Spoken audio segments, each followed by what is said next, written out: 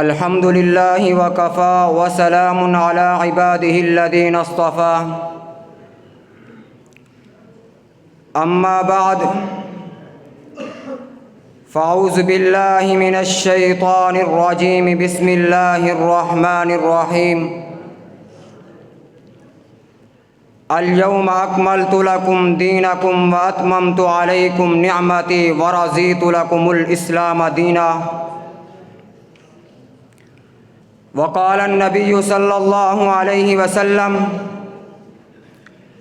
الإسلام يعلو ولا يعلى أو كما قال عليه الصلاة والسلام۔ خرد نے کہہ بھی دیا لا الہ تو کیا حاصل،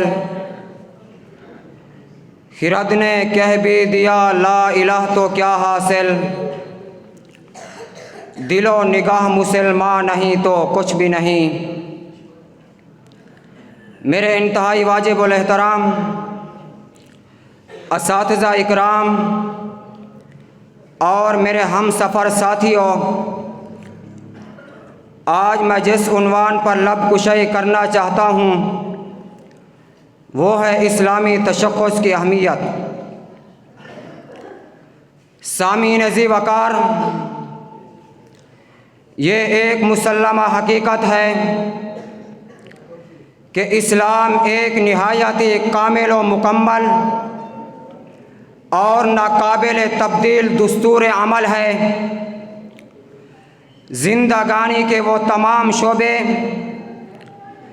جن کا جمعیت کے ساتھ دنیا کی کوئی ملت احاطہ نہیں کر سکتی، اسلام کے وسیع دائرہ نے ان سب کو اپنے اندر انتہائی کمال کے ساتھ سموتے ہوئے اليوم اکملت لکم دینکم واتممت علیکم نعمتی ورضیت لکم الاسلام دین کا معاہدہ سنایا۔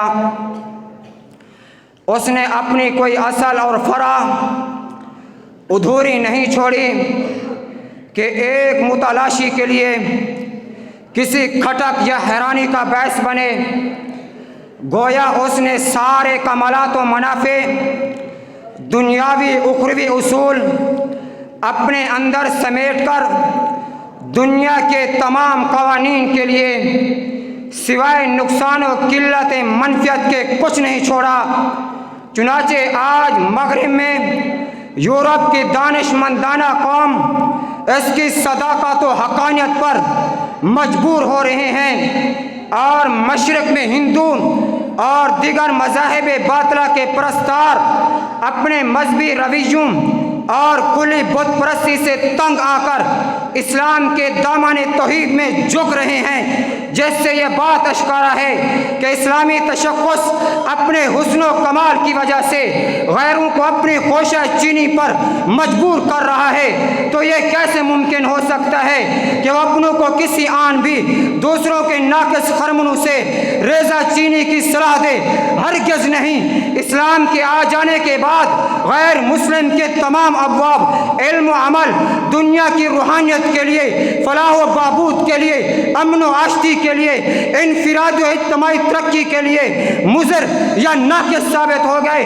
اس کے بعد مجھے یہ کہنے میں کوئی جھجک یا عار نہیں، بلکہ بابنگ دول کہتا ہوں، اگر دکھوں کا مداوع چاہتے ہو، دنیا اور آخرت میں کامیابی کی بلند و بالا چوٹیوں کو چھونا چاہتے ہو، موجودہ دور کے اندر ذلت کی کھائیوں سے اٹھ کر کمال اور سرفرازی کی بلند چوٹیوں پر بسیرا کرنا چاہتے ہو، تو اپنے اندر اسلامی شناخت کو زندہ کرنا ہوگا اور حضرت محمد عربی صلی اللہ علیہ وسلم کے بتائے ہوئے طریقوں سے اپنے ظاہر و باطن کو مزین کرنا ہوگا۔ سامعین ذی وقار، قوموں کا ایک اصول ہے کہ وہ اپنی خصوصیات و امتیازات رکھتی ہیں۔ جو قوم اپنے خصوصی امتیازات کھو دے یا پسے پش ڈال دے یا غیروں کے اطوار و عادات اپنے گلے کا توق بنا کر اپنانے لگیں، تو وہ قوم अपना वजूद खो देती है। इस्लाम चूँकि मुसलमानों को एक अलग कौम बनाता है, इसलिए सीरत व सूरत, लिबास, ज़बान, हुलिया, रहन सहन के तरीके, अल-गर्ज़, ज़िंदगी के सब पहलू में ऐसी हिदायत देता है जिससे मुसलमानों का अलग कौमी तशख़्ख़ुस बरकरार रहे। लिबास, ज़बान, हुलिया वगैरह बज़ाहिर एक मामूली मालूम होता है, लेकिन दर हकीकत इंसान के ज़ाहिर व बातिन में ऐसा ताल्लुक़ है कि हर एक असर दूसरे पर पड़ता है। अगर दिल के अंदर गम की कैफियत हो, चेहरे पर उसका असर आता है। अगर रोने वाली शक्ल बनाई जाए, दिल भी गमज़दा हो जाता है। जिस कौम की वज़ा, कता और ज़बान अख्तियार की जाए, उस कौम के अफ़कार व ख़यालात आदमी के दिल और दिमाग पर हावी हो जाते हैं। लिहाजा हम मुसलमान कौम को अपनी एक अलग हैसियत से ज़िंदा रहना चाहिए। किसी भी तरह गैर मुस्लिम कौम के साथ इल्तिबास हो, मुशाबत का शैबत तक ना हो। सामीन ज़ी वक़ार, नौजवान इस्लाम के लिए ज़रूरी है कि वो इस सिलसिला में असलाफ और अपने मशाइख़ इज़्ज़ाम की ज़िंदगी को अपने लिए नमूना बनाकर उनकी इक्तिदा और पैरवी करें। अगर इस्लामी तरीक़ पर एक उचटती हुई नज़र डालें तो हमें बखूबी पता चलेगा कि जिन्होंने अपनी जान की परवाह के बगैर इस्लामी शनाख्त का तहफ़्फ़ुज़ किया और इस्लाम का फरेरा चहार दंग आलम में लहरा दिया। वमा अलैना इल्लल बलाग।